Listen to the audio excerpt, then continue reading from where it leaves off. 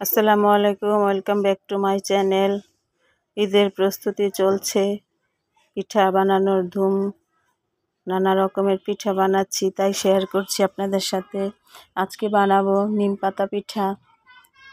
নিম পাতা শেপ দিয়ে বানাবো, তাই এই পিঠাটার নাম নিম পাতা পিঠা। তো দেখুন, এরকমভাবে আগে বানিয়ে নিয়েছি।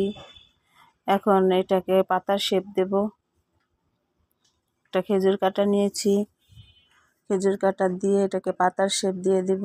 একেবারেই সহজ, আপনারা দেখলেই বুঝতে পারবেন। দেখতেও সুন্দর, খেতেও খুবই মজার হয় এই পিঠাটা। আমি আপনাদেরকে আরও কয়েকটা বানিয়ে দেখাচ্ছি। এই তো দেখুন,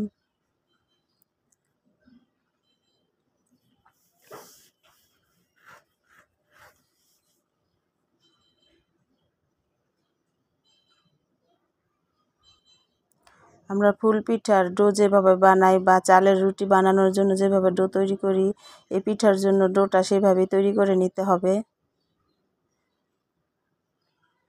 তো দেখুন, আমি আপনাদেরকে আরও একটা বানিয়ে দেখাচ্ছি। একদম সহজ, আপনারা ভালোভাবে দেখলেই বুঝতে পারবেন।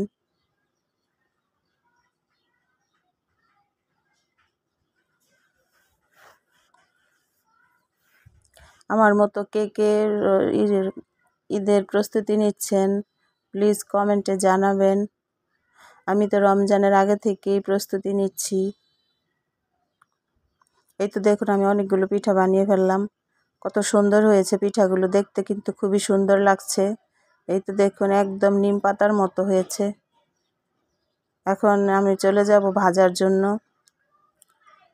পিঠাগুলো আমি এখন ভেজে নেব। তো কড়াইতে আমি আগেই তেলটা বসিয়ে দিয়েছিলাম। তেলটা গরম হয়ে এলে পিঠাগুলো আমি তেলের মধ্যে দিয়ে দিলাম।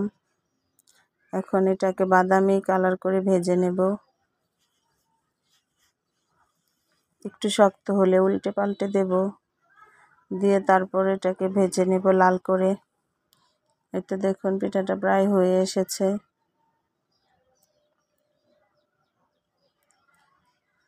এখন আমি এটাকে নামিয়ে নেব। এটাকে আবার আমি পরে আরেকবার ভেজে নেব। ভেজে গুড়ের মধ্যে দিয়ে দেব। গুড়ের শিরা করে শিরার মধ্যে ডুবিয়ে নেব। তাই এখন তেমন একটা লাল করে ভাজলাম না, হালকা করে ভাজলাম। পরে আবার যখন ভাজবো তখন একটু ভালো করে ভেজে তারপর গুড়ের মধ্যে দিয়ে দেব। আবার যখন ভাজবো অবশ্যই আপনাদের সাথে শেয়ার করব।